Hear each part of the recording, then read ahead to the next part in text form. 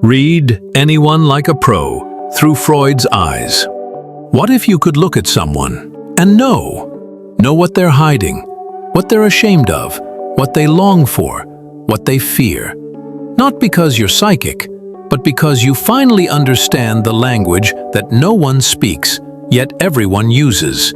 This is not guesswork. This is psychoanalysis. This is Sigmund Freud's lens into the human mind. And today, you'll learn to read anyone like a pro. Freud taught us that the human mind is like an iceberg. What you see, the actions, the smiles, the words, is just the tip. Beneath that, a storm of hidden memories, fears, fantasies, and trauma. Every word someone says, every expression they flash for just a moment, every sudden silence is a window into that unconscious. And those slips, the accidental words they never meant to say, Freud called them Freudian slips, little leaks from the unconscious.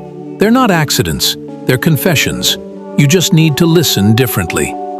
Freud said, the mind protects itself using defense mechanisms.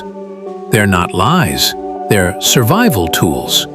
Someone who always criticizes others, they're likely projecting their own self-hatred. Someone who laughs when talking about pain, that's repression. Their mind hiding the agony behind a smile. Someone who refuses to believe the obvious truth, that's denial, the most fragile of shields. To read someone like a pro, watch for contradictions. When their story doesn't match their body, when their smile doesn't touch their eyes, you've just met their defense. Freud noticed something tragic and true. People repeat their pain, over and over.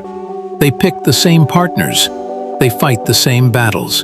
They sabotage the same dreams. Why? Because the mind is trying to solve a puzzle it couldn't finish in childhood. If someone keeps over-explaining, they're likely seeking unseen approval. If they self-sabotage every good thing, they may feel unworthy of joy. Patterns aren't just habits.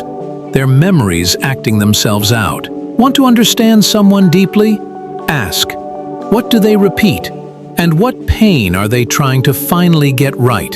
Freud never wrote a body language manual, but he taught us this. The body betrays the mind. A clenched jaw, avoided eye contact, fidgeting, sudden bursts of anger for no clear reason. These are leaks in the system, the unconscious pressing against the mask.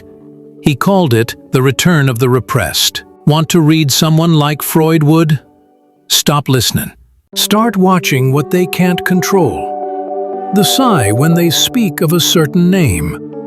The pause before answering. The overreaction to a simple question. Those are breadcrumbs. Follow them and you'll arrive at the truth. Freud believed mood isn't random. Mood is memory. Mood is the shadow of the past whispering into the present. An irritable person isn't just grumpy. They're carrying a storm inside. A distant person isn't cold. They're protecting their last pieces of trust. We all leak our inner world. In the stories we choose to tell, in the tone we use, in the people we avoid, in the jokes that sting. To understand behavior, ask, what experience created this emotional blueprint? Then you won't just read people. You'll understand their story before they ever speak it. Sense of control. Now that you can read people like a pro, what do you do with that power? You don't manipulate, you don't expose. You guide.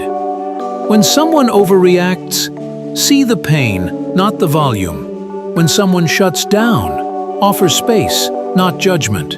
When someone lies, listen deeper. They're protecting a wound. You can influence others without hurting them. Use mirroring, calm energy, and emotional safety. Want someone to open up? Make them feel safe enough to drop the mask. And if you must, negotiate, persuade, or turn things to your favor. Do it from understanding, not force.